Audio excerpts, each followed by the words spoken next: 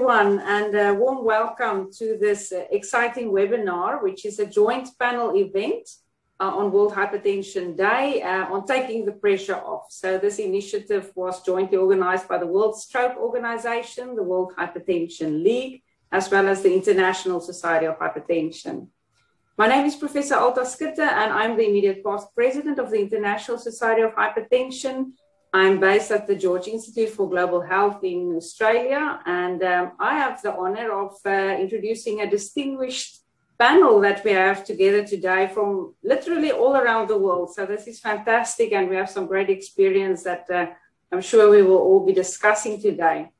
So I'll start off firstly by a quick introduction of the panel, and then we will follow a structured discussion amongst everyone. I also ask you, the members of the audience, please feel free to post your questions on the Q&A. And we also have on Twitter a live chat going on, so please feel free to also post any questions on Twitter. So firstly, let me introduce Professor Sheila Martens. She is a founder and president of the Brazilian Stroke Network. She's also the president-elect of the World Stroke Organization, the first woman and the first person from a low-middle-income country to hold that position. So fantastic to have you on the panel, Sheila. Thank you. It's a pleasure to be here with you.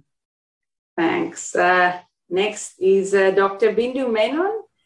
She is a senior consultant neurologist from Apollo Specialty Hospitals in India.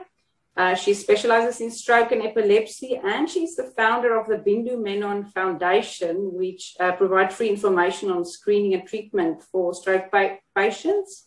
And I would like to highlight that her work has on raising awareness of stroke as won a World Stroke Campaign Award. So fantastic to have you also on the panel, Bindu. You're on mute, Bindu, yes. Perhaps. Thank you so much. It's a pleasure to be here. Excellent, thank you.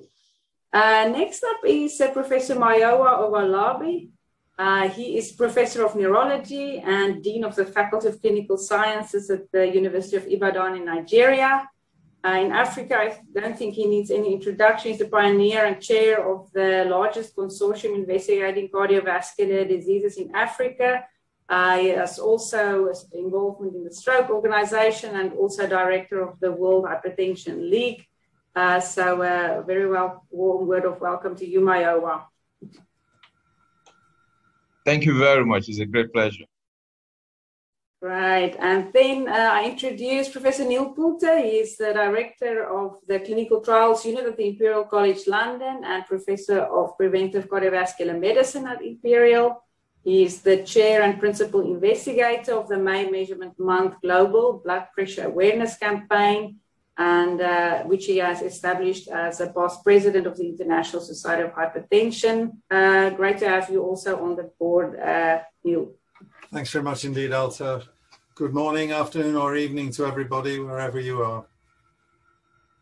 And last but certainly not least, Professor Daniel Lackland from the US. He's professor of epidemiology at the Medical University of South Carolina, and very well known also as past president of the World Hypertension League. Great to have you on the panel too, Dan. Great, and it's wonderful. It's a great honor to be with good friends, good colleagues, and just a really solid panel. So thank you for this opportunity.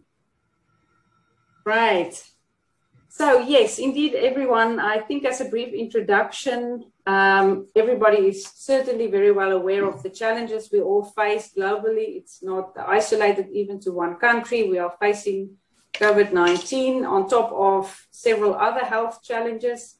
And therefore, I think it's really good that we have this fantastic discussion today, because we can't ignore or neglect cardiovascular disease and stroke during these challenging times. Excellent response.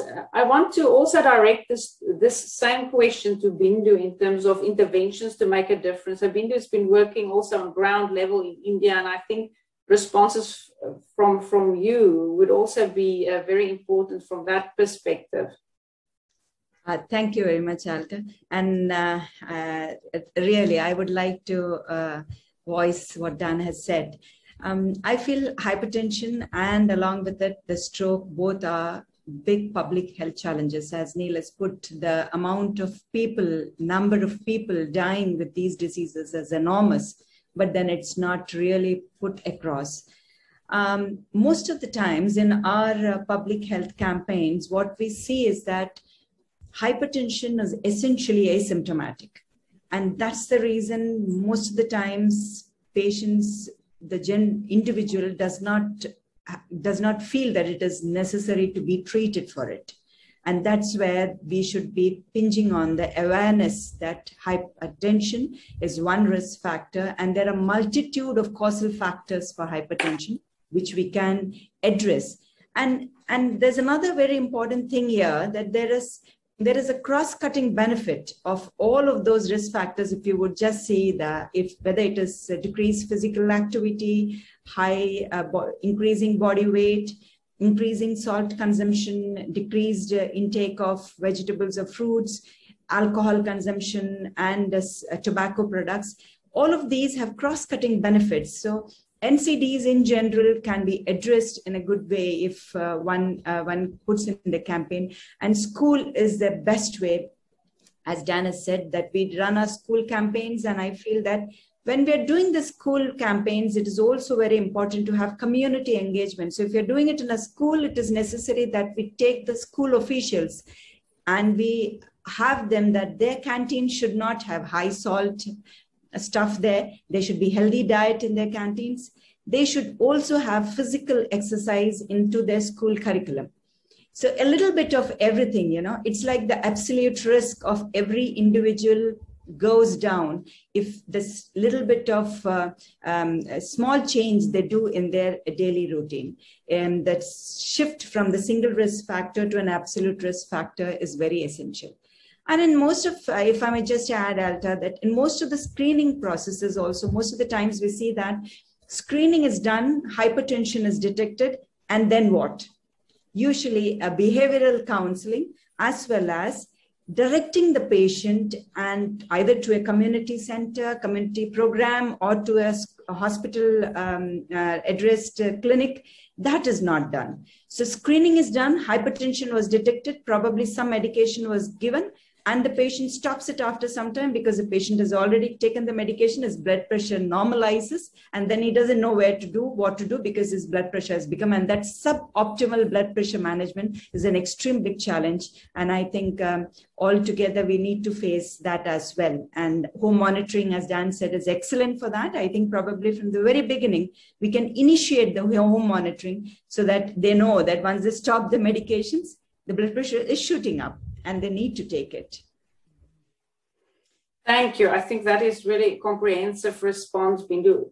You covered several important aspects. I think one thing that's really important is that question from once high blood pressure is detected, let's say in an awareness campaign, this whole pathway that comes until control of blood pressure is actually reached through medication and throughout the whole cascade or process to go to a general practitioner to get a prescription that actually does lower blood pressure appropriately. There are so many things that could go wrong along that way. And that is why we see this problem that even though we have, for example, in some countries, higher awareness of, let's say, 60%, we still have an issue of only 20% of people with hypertension having their blood pressures controlled effectively with medication, or even much lower in other countries. So we have to, I think home blood pressure monitoring is one way in which a patient can engage with their own health and encourage also to monitor it themselves and discuss that with their general practitioners.